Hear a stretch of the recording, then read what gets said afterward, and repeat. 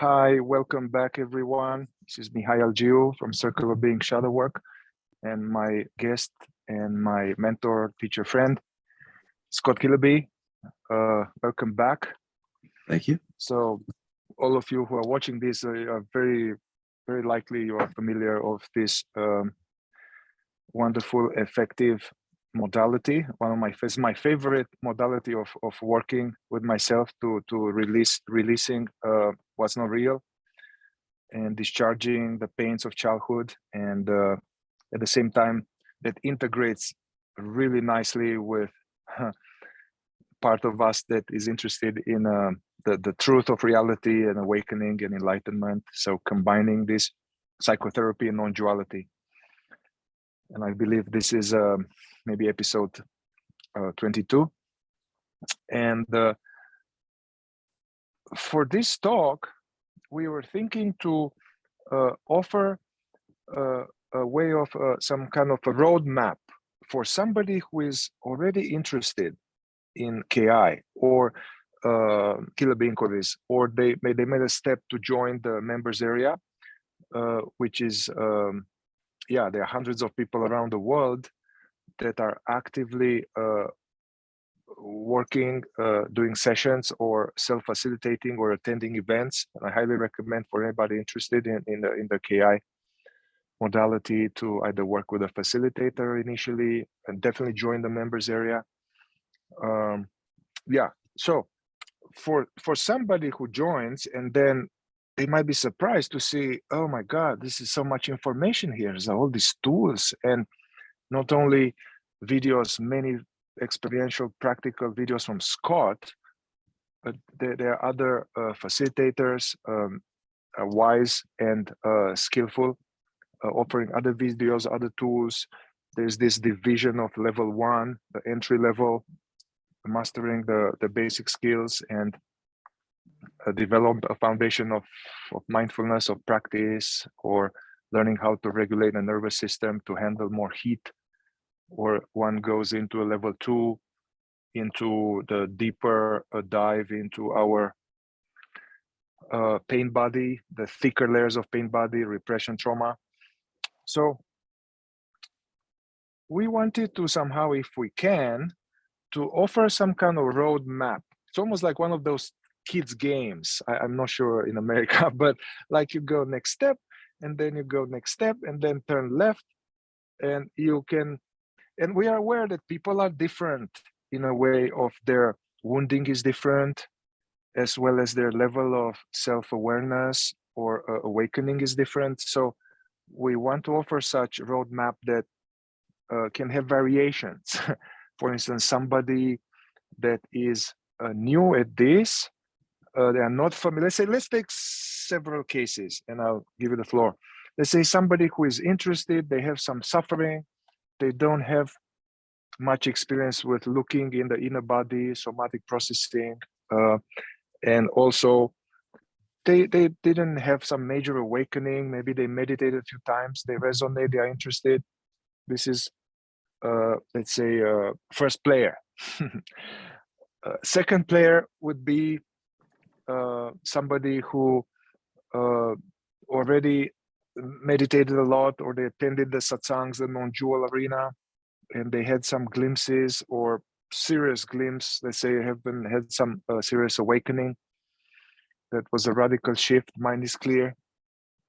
However, there's some stuff that are coming up now. There are unresolved issues, things that we bypassed. But the person is able to take, the nervous system of the person is able to take some heat and to go deep and not get too over dysregulated or so-called freaking out. This is player 2. Yes. Now we can have, let's say, a player 3 starting on this path. Somebody that they come because they have pain. Yeah, there's a chronic pain. There is a mysterious diagnosis that, like the spinal pain or all kind of autoimmune disease or all kind of things that the doctors, they couldn't find anything. And they find out that, wow, Scott Killaby came up with this method. to um, tackle the chronic pain and all the ailments with the understanding that there's very likely there's emotional repression and aftermath of trauma in that. And so player 3, it's more urgent from one angle. The pain is urgent. So maybe there is another shortcut to go to where they need to be, right? So I guess these 3 players, from your experience with working with many people, do you see another type of player here? There might be someone who comes in who isn't interested in awakening. I don't know if you mentioned that, and they just have a few issues to work on. Right. Maybe other than chronic pain, some emotional issue or something, and they're not really interested in the presence or the embodiment of that. You want to include that in there? Yeah, we can include that. And I saw I saw somebody recently sharing like, hey, I'm interested in this, but I'm really not interested in non-duality. Is that going to work for me? Yeah. So, okay. Yeah. Okay, so that's the 4th person. The 4th person, yeah. Yeah, the first person who doesn't have, if they don't have any background in awareness teachings or practices, usually we'll start them off there, won't we? Like in the members area, or we'll even farm it out. Like I notice you do that with your clients. You'll say, go check out Eckhart, or you'll farm that out. And I do that too, because we're having to focus so much on some of the somatic skills that we can't be everything to everybody. We can't. Yeah. And so if you can, if somebody's starting out with this work and they're interested in awakening, sometimes they get really gung-ho about processing stuff, but we say, let's start earlier just to cultivate that recognition of awareness, simple mindfulness practices, attending to what's arising in the moment, allowing, resting, and let that be part of your practice as you start KI. You don't have to like establish that and not try some KI, but start that with it. So that, because KI is so much an awareness-based practice, that's going to help you with KI. In terms of how deep you go into KI after that awareness practice, that's everybody's different. Like you just said it, it's impossible to sort of create a definite path here. But some awareness recognition and practices, which are not penetrative inquiry, they're just simple passive practices that we've talked about before, allowing things to be as they are, is a good foundation. So we get people started there early. We even have a starter series, which is like really elementary starter, just for this, just helping. You are talking about the KIO, the Kiloby Inquiries Online series? No, there's an actual starter series that's more elementary than that. It's on Kiloby.com, and it's basically a simple awareness practice of noticing, resting and noticing what arises and falls. So that's just a good starter. It's what we call it. Series. Yeah, the now process. Yeah. Just basic mindfulness, basically resting as awareness, mindfulness, things like that. So that first person is so theoretical because we still have to know who that person is. It's not like a cookie cutter approach, like people just fit in the box like that. But generally at some point, they'll become more interested in processing. They'll want to learn how to process with KI, and with that awareness as a foundation, it becomes easier to do that, obviously. So that's one of the next steps, is moving them into that, slowly processing with some of the simple tools of KI and working into more advanced tools. And again, but that trajectory is going to be different for everybody. Even though you mentioned person number 1, everybody's so different in terms of their capacity to recognize awareness, like the degree of their trauma that makes it difficult, or the resistance, and so really people have to go at their own pace. And that first example, and there's no cookie cutter that. If I can share on it, it's like, as a therapist, people come to me because they want to process, or they know what they are.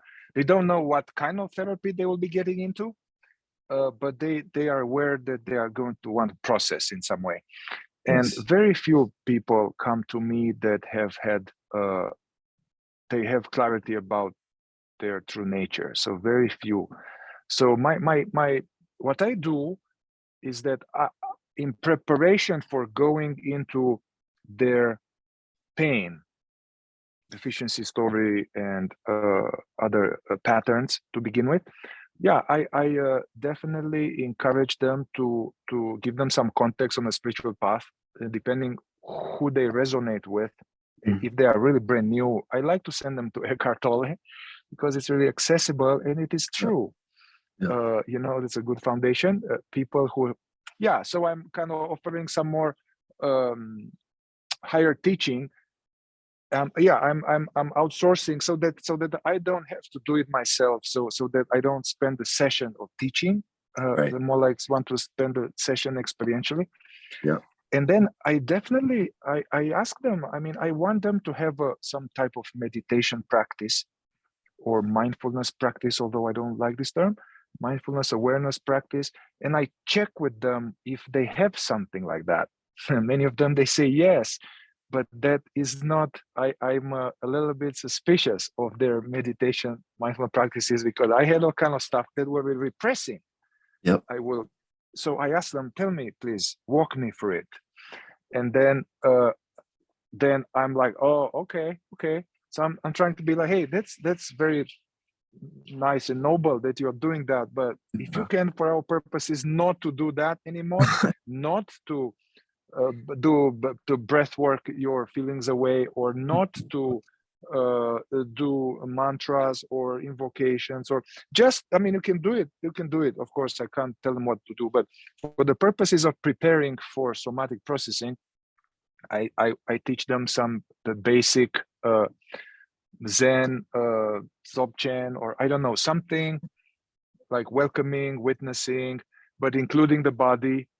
Uh, and uh, and so in this practice, the practice needs to have this, to include the body, and to not to try to get rid of things. So, like as you said, bringing this element of teaching them, hey, not try to get rid of it, not try to change it. If you can welcome it the best you can, watching it. So it's not processing yet, but watching these things. Without this, I think so that will be the first next jump on the board. Yes. So let me mention this too, is because you mentioned it already. Part of the process with KI is sometimes people have to, even though we're outsourcing to these teachings, if they go to those teachings and they do reinforce the bypassing, they have to correct that as they come in, because you just mentioned it, Yeah. that like certain practices are nice and noble, but they're not, if you keep doing them, they'll reinforce the bypassing. And so we have to often talk to people about that. Even though we're outsourcing things, we don't want them to pick up the bypassing part of that. We want to pick up the articulate point that happens in those teachings, not the part that bypasses. So there's that piece that a lot of people are transitioning into KI that way, where they have to like really question some of their old practices and even their old teachers. I had to practice some of the things that I was following in order to come in. So there's that piece of it. So even someone who's really new, if you send them to Eckhart or someone else, they, because they're already repressing, might already start bypassing as they listen to them. So there's like an education that has to go along with outsourcing, like to say, here's the limitation of that, there's the value of it, but then there's a limitation to it. Because if nobody says that to them, they'll go to that teaching thinking that's the whole thing there. And then they'll miss things, right? So so we have to right. Okay, so the second I don't know if we're on the second. Just a moment to offer a little bit more. They are in Eckhart Tolle and Rupert Spira and all of that, but I think they are wonderful teachers of this type of witnessing meditation or pointing to awareness on the members area. I mean, that will be more sure from one angle. I know that Alina is doing things, Serena is doing things, other people are doing things. This kind of about, I guess the keywords will be resting as awareness, nervous system regulation. So we can start with people like that. They are guided meditations on the members area. I put some of it. So there are maybe 4, 5, 6 people doing that. Right. Which is like preparing for KI, but those practices are already, the people know not to suppress it. So it's preparing the ground for welcoming unpleasantness. Right.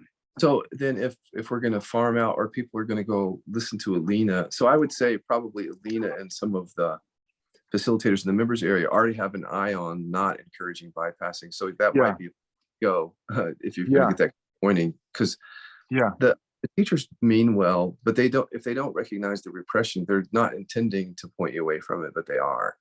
And so Yeah, it's not yeah, just how it is. Like we've yeah. learned here. Also, next level now about this, because to me it seems like first there is some foundation of witnessing and not getting identified and understanding what's the experience made of. This is really entry level, but it's important. You did it in the Killer Bee online series, witnessing pictures and sounds in the head and sensation. So this start with that. And the way how I do it with people that come to me, so I guide in this witnessing and I insert subtle pointers towards that you are not any of this. There is something which is aware of it. All of this wakefulness is here, which is aware of these things come and go. I don't drill there too long, but each time in this guided witnessing, there is this often, which some pointing towards that which is aware. Yeah. Uh, I feel like that's where we're going in KI, is like pointing in a way that doesn't encourage the bypassing. I think we're all learning how to, this is kind of new. yeah, Some of the practices are so new. So we're learning how to integrate the pointing without reinforcing the bypassing. And I think that's what you're saying. Like you're bringing it into the inquiry process. There's this thing that happens with KI where you want to point to the fact that all of it's coming and going for that awareness recognition, but not in a way that suppresses or represses. right, What you're pointing right. to. Yeah. That's what I point to, but I also point to the fact that many people engage in witnessing, but it's not, it's almost like me as a person witnessing. So there's no clarity who or what is doing that. So one can do witnessing and meditation for many years, like me, Yes. Joe, witnessing. So that's why I wanted to, pave the way for what is that which is Yeah. witnessing these things. Yeah. And that's a real seeing though. And that's the whole thing about, as we start processing stuff in KI, we don't want to overlook the fact that there's this recognition that's helpful along the way. Yeah, And that's why yeah, it is important to incorporate it. Because that seeing helps in the processing. I know not everybody's interested in that seeing, that awakening to what you are, but it's really helpful when it comes to KI processing to have that. That's why I think people have asked me, why do you always go, you're alienating people by talking about it within a spiritual context? I am just not sure yet in terms of how deep you can go without making it awareness based. The verdict's still out for me on that. That's why I don't talk about it in a secular way completely yet, because I feel like really big energy, this is trauma. And if you have awareness as the foundation, there's more capacity to hold this stuff. I mean, an ego that's strongly intact, bringing up anger repression, for example, you could see how that would potentially problematic to that consciousness. Yeah. So that's what we do. We try to cover that area. It doesn't mean that we don't already start learning processing tools. Yeah. Right. So it's not that, get this rate, get this awakening straight, and then we do processing. No. Yeah. I mean, the way I do it is I do both at the same time, each time. Yeah. That, and then Yes. I don't know how it is for you, but I'm like, I guess mining, even before, like mining is a way to go into learning mining, how to unpack this heat in my chest, or this tension here, or how to go a little deeper. This is special, like mining, how to mine out feelings, what the feeling says, to mine out sensations, to say what thought is behind that sensation, and mining out images to see what's the meaning.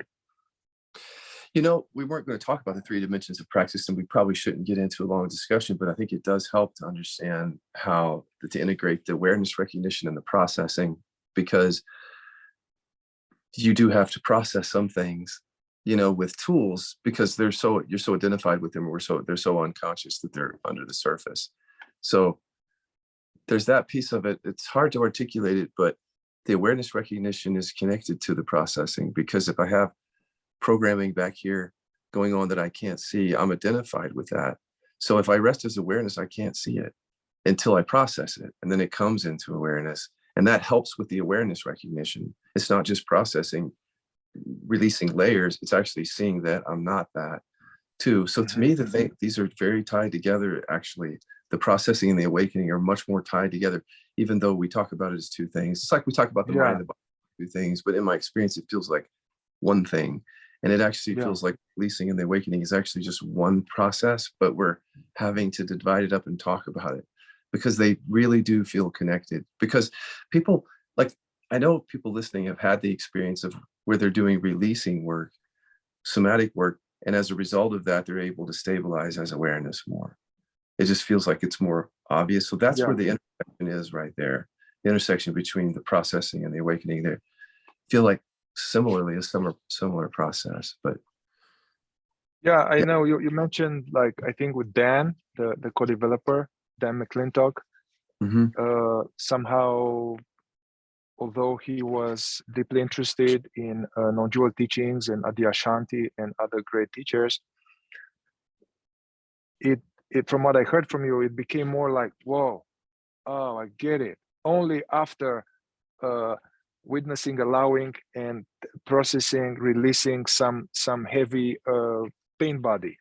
And in the disappearing of that, or it's like, oh wow, I get it, what Adyashanti was saying, or something like that. Yeah, Dan taught me a lot because Dan had been around the non-dual teachings for a long time, and so he was exposed to all those pointers. And so then being exposed to all those pointers wasn't enough because he had so much trauma. And so there's an example of how the intersection is because he had to release layers in order just to begin to recognize the awareness. He had to process in order to recognize the awareness. And I think sometimes people think of it as two different things. Like they'll think of, I got to awaken to awareness, forget the processing. That's the ego stuff. And they'll try to fight it off. But that's where I think the bypassing happens when you try to, because to me, it's all one process in a way. Like, and you can't really pull them apart completely because, you know, Dan couldn't hear those pointers. He had to process in order to see what the pointer was referring to. Yeah. And I think you mentioned before that there's some people, they came to you, they were not necessarily interested in the what am I, who am I, the true, the ultimate identity, but through processing, they discover there's something else there besides this moving data. Yeah. Well, are you getting into whether we can help people that aren't interested in awakening? Yeah, let's touch that since we are. So let's say, because I remember somebody mentioned, hey, I'm not interested in non-duality. Would this still work? Free myself from suffering while not being interested in non-duality. And when I hear that, for me, like, what is it? I'm not interested in non-duality. The whole thing of non-duality is to realize that I am this awareness, and this awareness is universal. It's not personal. And then this being is shared. So, and that brings a lot of relief and fear and lack. So I wonder how, and from the teachings of non-duality, they're saying that you can't really have inner peace and okayness if you believe you are separate and you believe you are the body and the mind. So what would you say to that in terms of how would KI be effective for somebody who is not interested to discover that, you know, about their being and that the being is universal and unlimited, as opposed to, Some of the people coming though they're against non-duality because it led them into bypassing and they're frustrated because it. So I would want to find out, why aren't you interested in that?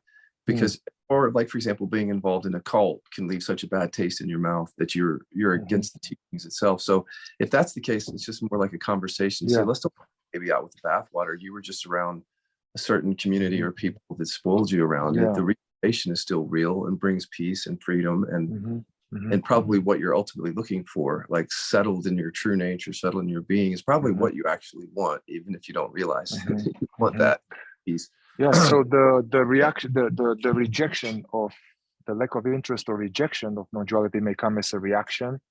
So you sniff for that and try to solve Yeah. that. Yeah. Okay. Yeah. But if it's somebody who is not turned sour against non-duality like that, and they, well, we've treated those people in our treatment centers for years. People came in, they weren't interested, didn't even know what it was, but they came in with addiction. So we worked on the drivers under the addiction that helped them, to let go of some of the compulsivity.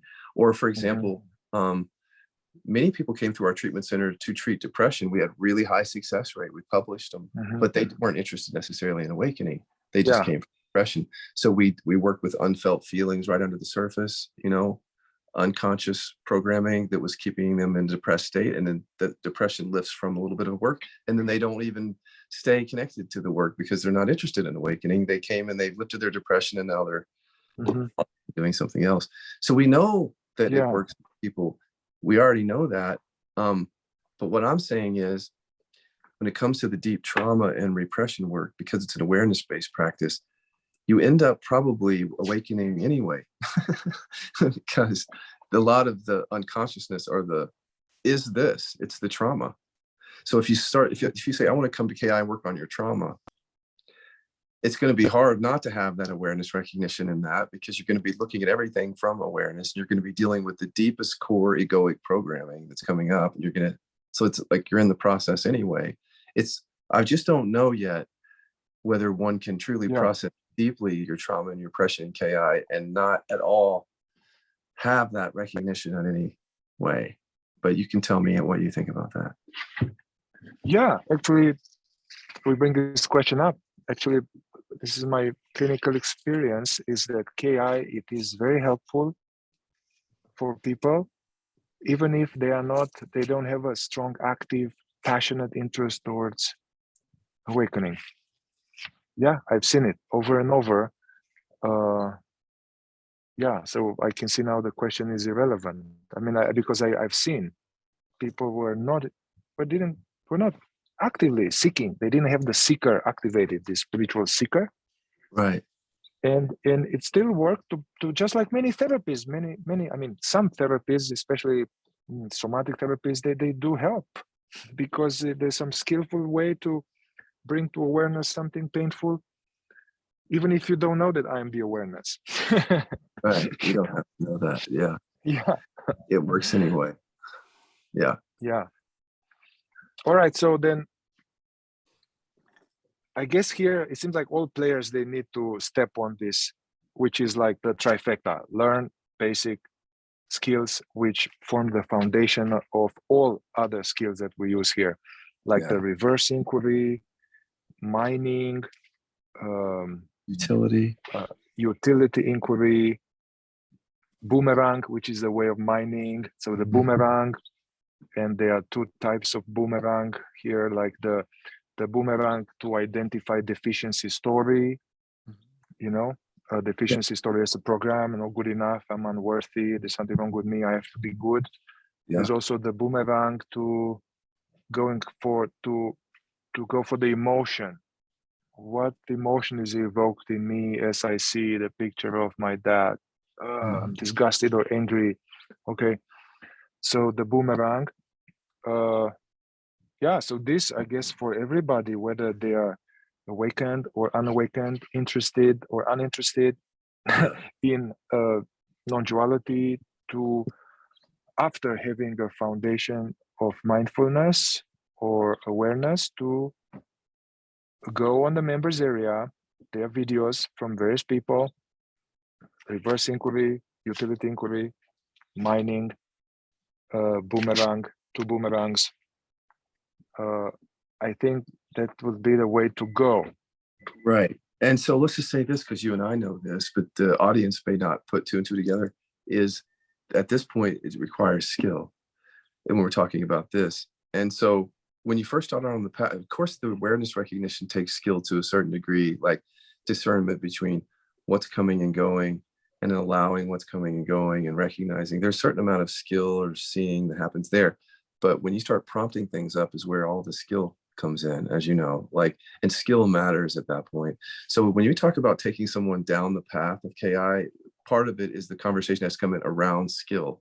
When skill comes in, everything starts accelerating in a way, because you're able to make conscious things that weren't appearing, in that awareness practice where you're just watching things come and go. You can't see certain things. Once you have skill, now these things are coming into awareness.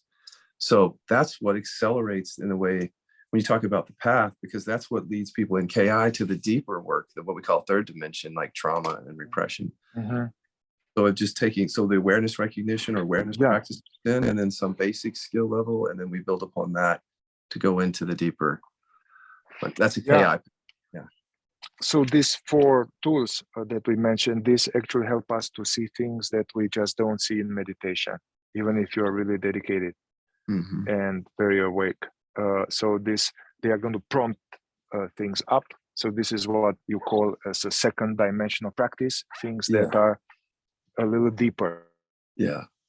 And I guess when I hear skill, I mean, I have groups and I have one-on-one, and so I teach reverse inquiry just because it's embedded in every aspect of KI. Yeah.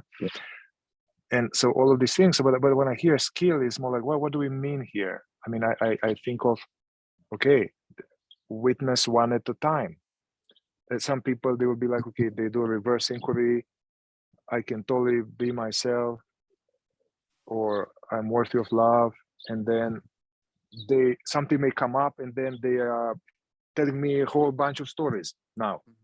So, well, but the way to train skill is to see what comes up, and then to one at a time, break it one at a time, to I guess thoroughly explore the mind aspect as well as the body aspect. So not just witness mind, or not just witness sensation. So to go back and forth, right?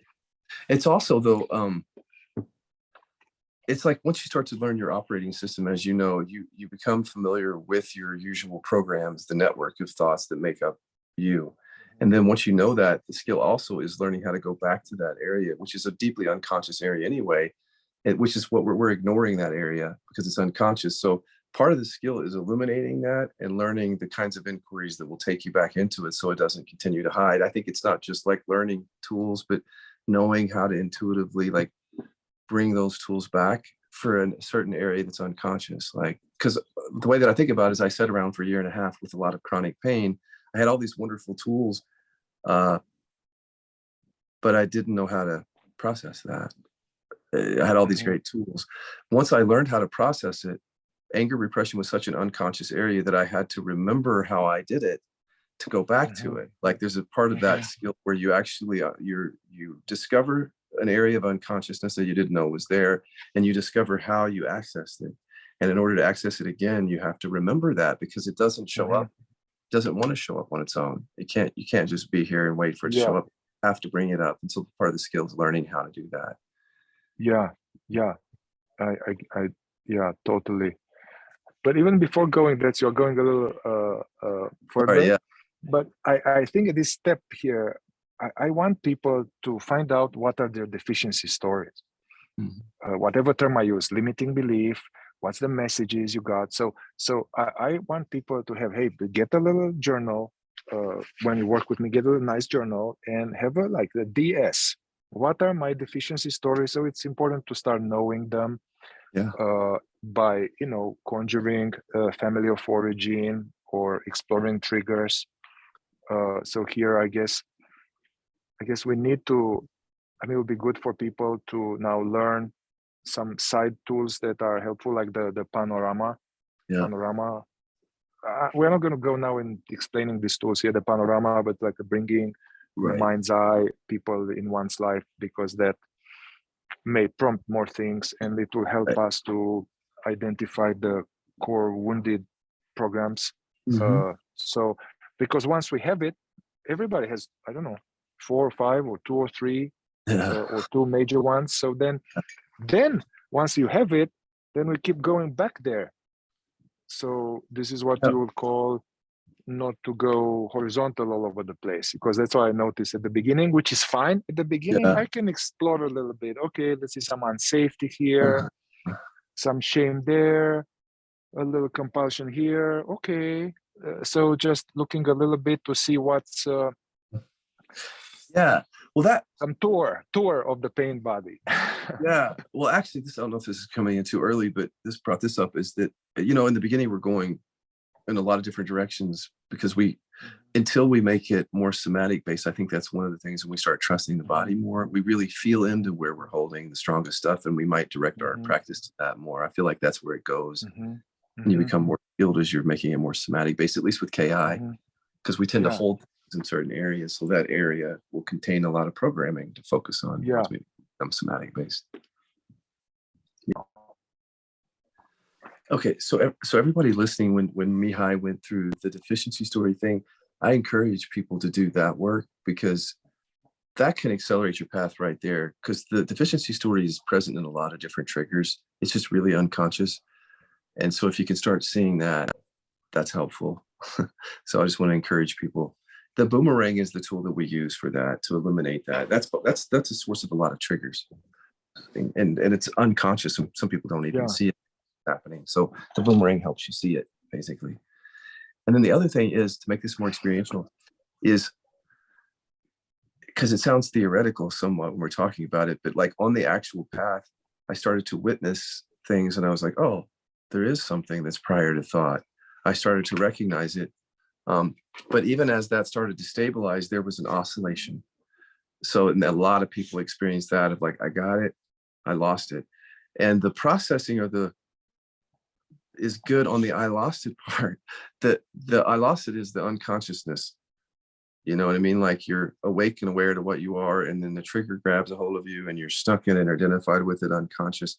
That's the work that we're talking about, in a way, is more stabilizing in that, is to work on those programs that are creating a lot of that oscillation. And that's how I first came into this, was realizing it's more than the recognition of awareness. Because even if I recognize that, if there's a lot of turbulence in my system from unprocessed stuff, then I'm going to have that unstabilized recognition. And exactly what I had. It was like here and gone, until I started to process, and then it stabilized more. Yeah, my exact experience. I was trying to, and many people, I'm trying to put a lot of practices or depth of being and wisdom on top of unexplored pain. And that requires a lot of effort. I mean, and it's hard to sustain it. Yeah, also boomerang, I find it, it's a great and I mean essential relational tool. You know, in a relation, an intimate relationship or partnership or friendship, you know, triggers come all the time. So that's a very good way to, if especially both people are doing it. I mean, just if one person is doing it is good enough, but if both people have an agreement, like when we get triggered, we are going to step back and see what was evoked in me by what she said, and then even get back together and share. That's can save a lot of torment, basically. Well, we can go here. I think it's for everybody, all 4 players now. Yeah, the third one we haven't talked about a lot. We haven't talked about the one that has the awareness background, person that comes in, because there's special considerations for that kind of person. Actually, I want to talk about that for a second. Okay. Someone who's had a lot of gifts, has a solid practice. They've had those experiences. Maybe they've even awakened to their true nature already, and then they come into KI. So that's a unique set of things, because it's hard sometimes to teach an old dog new tricks. And so what happens is, you can trace their path. A lot of times, the reason that they're not fully embodying it is because, well, obviously because they haven't processed enough in the body, because it's embodiment. But what I see a lot is they're doing a lot of that feel everything. And so what they'll do is just a lot of the bypassing is they don't even see their unconscious mind like it. So they're coming down and they've been taught by the teachings to just rest as awareness and feel, feel, when what's really going on for them is a lot of unconscious thinking. And so with KI, we're bringing their body-mind connection to awareness for them, whereas in previous practices, it wasn't there. And so that was their bypassing. And teaching an old dog new tricks is tricky because they had this shift by trusting those practices. And so it's hard, it's sometimes hard for them to readjust their practice because those practices help them. The old tricks did help them to embody it and recognize. But then there's a limitation with it, and they keep bumping up against the limitation because they're not fully embodying it. And that's when we come in and say, because there's a mind-body connection, it's not just your body. It's not just a bunch of sensation down there. You're missing something here because they've cultivated the quiet mind. That's part of it. Just like me, I cultivated quietness and I missed the unconsciousness that was behind it. Yeah. So that's basically simple mining. Even somebody who had, and I remember I had a session with you some time ago, and I had something in my belly, and you asked me, what does it say? And I was like, doesn't say anything, Scott. This is just doesn't say anything. and you were pretty stern. You were like, hey, Mihai, you know better than that. There is a thought there. I was like, oh, okay. So I looked in the belly, and there was this. And before mining more thoroughly, I mean, I was trying to mine it, but I was like, oh, nothing. So I accepted and nothing. And before then, I didn't feel much. But then you told me to look there. I know better. I looked, and it came, I'm alone. And then it came feelings. So, it really, I went to a whole other dimension of mining. Now there's this gas, like sadness and all of that. Yeah. That's exactly it for the people who've had awareness practices, is that they'll find something just like that and it opens something up. That's a great example. Thank you. Perfect. Yeah. I guess also for this type of individual, the loyalty to the teacher, the teacher that helped us to have this revelation of non-dual awareness. Yeah, there might be something like that because I have deep respect and love, and that worked. And that person, that the teacher said, hey, don't go there, don't, just stay as the aware field. And now we come to KI and it says, hey, forget about the aware field for now, can we go into it? So that can be a little like a little resistance towards doing that for somebody highly seasoned. Or yeah, we just talked about that in the meeting this morning in the members area, the codependency that comes up when we're so loyal to teachings that have brought practices in our lives that are limiting. But like if in any other situation, we would probably realize that we like need to go somewhere else. Like if you have somebody fix your toilet and it doesn't get fixed, you go somewhere else, period. But like in spirituality, there's this thing. And I think it's about mom and dad. A lot of it, it's like, it feels like leaving a teacher's like leaving dad or something. There's some loyalty there. But what I tell people is like KI is also transferable. There'll be a time when you're going to leave KI. And so so wherever you've dug your feet in any teaching before, look at that, because that same mechanism will try to dig its feet in here. And this is still just a transitional teaching. Like there'll be something else later that's more helpful than this. And I think that we're better off by not attaching to these things and just getting what we can from these different teachings and not identifying and attaching, because then we can move through stuff more quickly. We get so down when we get really attached to teachings or teachers. We just slow down everything.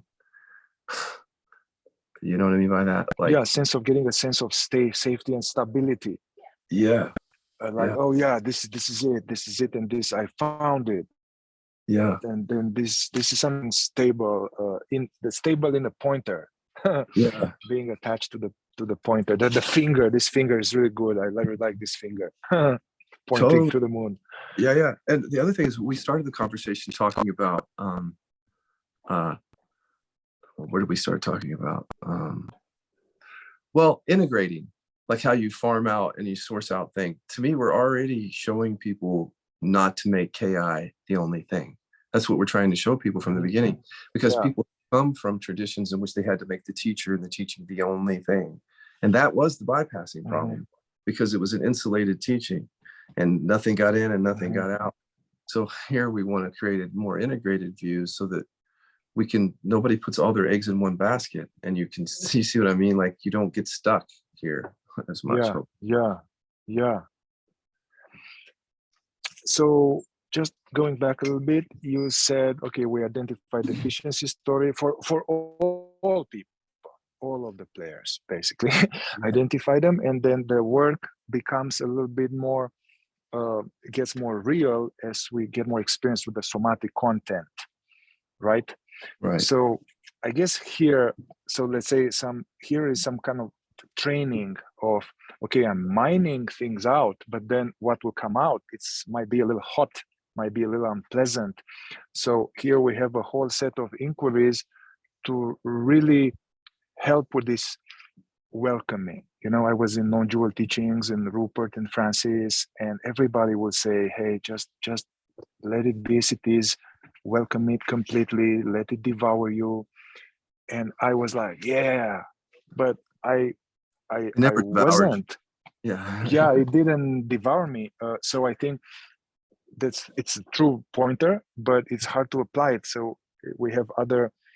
So here, I guess somebody who goes on the board of KI on the game to learn things like this resistance inquiry, or I guess we call it stacking. Like, let's say there's unpleasant feeling that came out, or even unpleasant sensation before the feeling is there, to make sure we don't resist it, right? So things like, it's okay to feel and allow this now.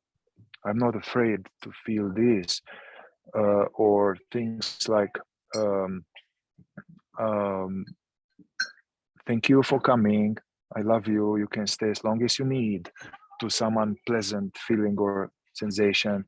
So these things are making more practical the welcoming pointer. Yeah. And increase the doing that for some time, one gets confidence. Oh wow, I can feel this, I can handle that. Yeah. Go ahead, finish your thought there. And they may even, you know, when there's something big comes or something, and I have the person do the reverse inquiry, I want to feel this, or it's okay to feel this. Two variations come. The person is like, yeah, option one. Option two is that it will come out, no, I hate this, I don't want to feel this. So this is interesting because this evokes the resistance, and which in the KI is not a problem. We are expecting it.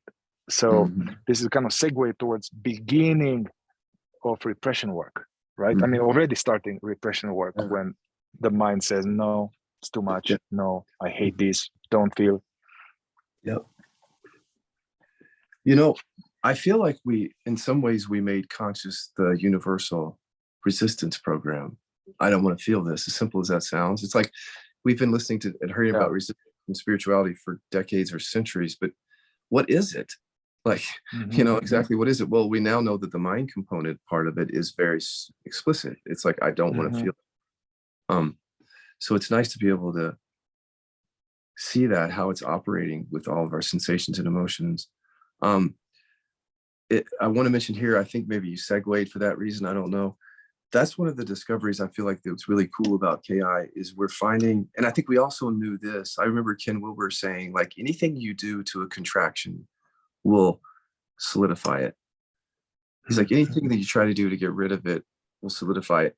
He was pointing to the fact that there's some conditioning there that is unique, but he didn't really illuminate it. So now what we're finding is that there is conditioning unique to that, and it's about not wanting to let it go too. There's that too. Even though when we get rid of it, there's often programming that I don't want to let it go because it keeps me safe. That's the kind of stuff that we're under in KI that's so helpful right there. Because if you don't know that's operating and you're doing all these practices and this thing is sabotaging it the whole time, like, I don't want to let go of it, I don't want to feel it, the frustration that ensues from that unconsciousness on the spiritual path, I mean, is painful. Yeah, wow. Yeah, so as you said, the mechanism of repression, we all have it, but it's silent. and I never made conscious before KI the thought form, I don't want to feel this, or this too much. So it was more like some mysterious energies in the body that I thought I was welcoming. Yeah. But Oh, yeah. but I wasn't. So actually, it requires a lot of skill to mine out that, like almost like bracing against some unpleasantness Yeah. and see what it says. And it seems like there are two things it can say: some form of I don't want to feel it, or it's too much. But also what you said, this I don't want to get rid of the suffering. I need to suffer. I deserve to suffer. I'm not worthy to be well. This is some kind of Right. sabotaging of the whole thing. Right. So the teacher is pointing to people and saying, allow everything under those circumstances. See that? Under those circumstances, I think what the teachers are doing is they're pointing from the direct seeing where the ego is not strongly intact. And they sometimes forget that the ego is intact and the ego is resistance. Like that is the programming. There is no self there. There's just programming of I don't want to feel that. And then you're saying to people, welcome that. Well, that's Yeah, easier than done. And that explains why that never devoured you. yeah, That contraction, right? Because you yeah, couldn't welcome what your unconscious conditioning was. You couldn't welcome and dissolve what your unconscious conditioning wanted to keep there, and you didn't. See what I mean? That's the thing. It's yeah, tricky about this work, all this yeah. I non-dual. mean, like practiced all my life the opposite of welcoming. Basically, in childhood to adapt and survive, and osmosis. My dad don't feel. Don't, I mean, you know, the man programming. Don't feel. Be strong. Yeah, Keep going. Survive. Don't feel. Be strong. So, and then on top of that, I got spiritual programs that kind yeah, of were not really allowing feelings. So this has been practiced for decades, and I go to some sage that says, welcome it, I like it, but I don't even know that I can't do it. You know, I guess I do it a little bit, but I guess here comes for all players, we talked about this resistance inquiry. I guess vulnerability inquiry on the next thing that I would go with people after some deficiency story, utility, boomerang, all of that's that, to go into emotions, how to know, yeah, the vulnerability inquiry, a key thing, which is segue towards repression work, and yeah. yet very simple.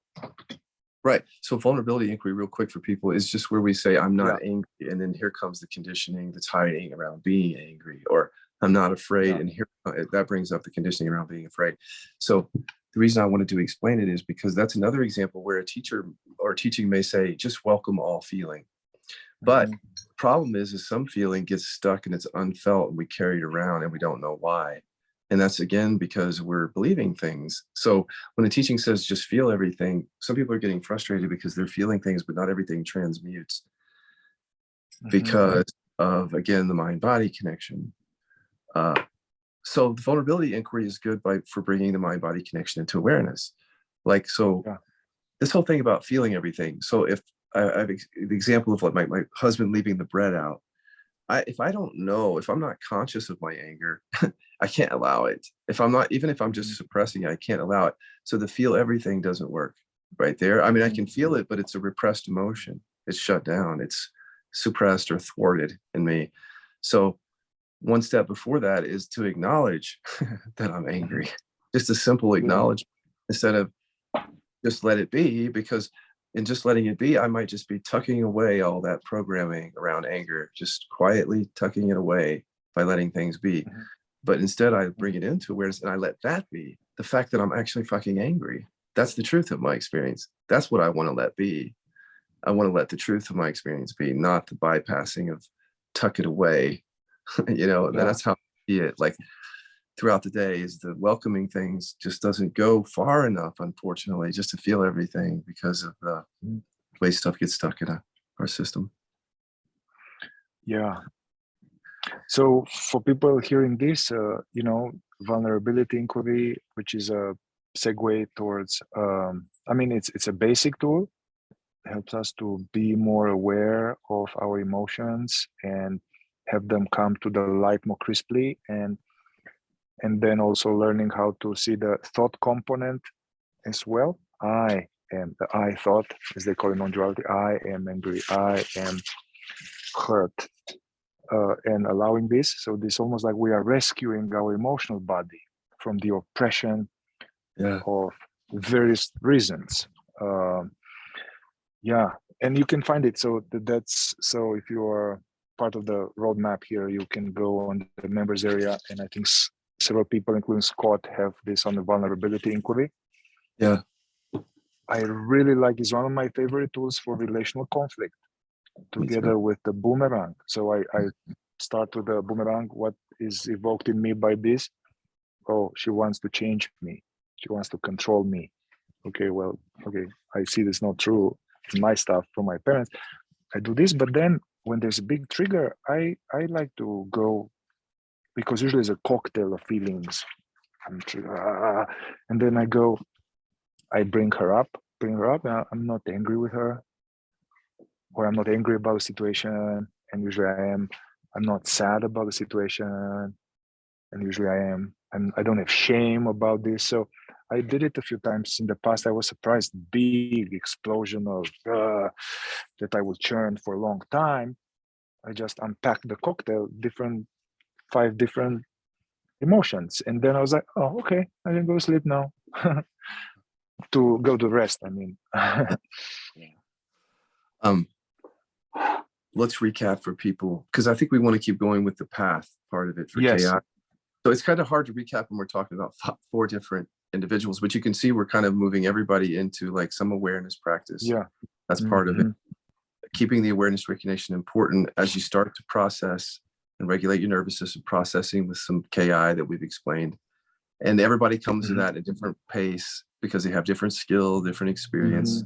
But generally, we all get into that where we're learning to process of this stuff. Now, I don't know if we want to talk about where it goes after that, but yeah, I was wondering if we are almost right there, the level 1 meeting level 2. We are right there. I don't know if we we don't need to go into it. maybe want to have another part 2 of this, and just move it a little bit closer to the edge of level 2. Because there's a day between like getting people to that place where they have that basic skill with KI and that bridge to the deeper somatic work, as you know, like what we call level 2 or 3rd dimension. Like maybe we need to spend a little time with that, but we're to that point where they've learned the basic skills, and now there's still unconsciousness deep in the body that's not discoverable until you learn the skills, and we'll go into that. Even things like when we do reverse inquiry that are targeting not being able to be myself, the so-called inauthenticity, which are seemingly simple. I can share, I can be fully real. I can share my innermost thoughts with them. I can be real with them. This, for everybody I know, this brings something which later we'll see that is some repression of self-repression. And then this is at the level 1. We can start tackling that to identify, oh yeah, no, I have to be good. At least, even if you don't tackle the actual energetic repression, but you find out the reasons why. I have to be nice to avoid conflict. I have to be peaceful to get love. So we start to see what are the programs that are thwarting our realness, So people who come to KI, that might be one of your first inquiries on repression, even if you don't realize it. What he's saying is like, if you say, I can fully be myself, and then a bunch of objections come up. So then that branches out into the level 2 work, where what is the self? I mean, we're talking about anger, fear, sadness, the different expressions of self. Some of those are repressed. And that's where you branch off into finding which particular energies are repressed there. Yeah. That's more like maybe the next talk, but that's, I think what you're saying is that's how you kind of get a segue into that, by starting to ask that, like, I can be myself fully, and here comes the response that is from repression. It got a little